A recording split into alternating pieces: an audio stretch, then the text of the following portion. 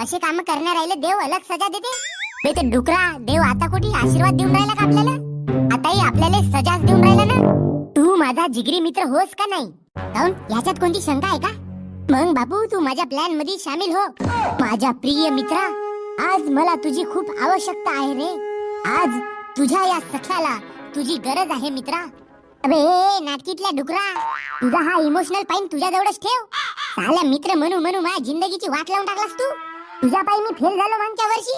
आता मला फक्त अभ्यास करू दे आणि हे तुझ्या डोक्यात आलेले आयडिया त्या कचरा पेटीत नेऊन टाक. बे डेंग्या, तू असा सस्पेन्स मध्ये कसा जगू शकतेस बे? बे कालपासून माझ्या डोक्यात एकच गोष्ट चालू आहे का त्या मशीन मध्ये आहे का? अन तू येती बसून अभ्यास करून राहिला होतास. ज्या दिमागात अशा गोष्टी चालत नाही का?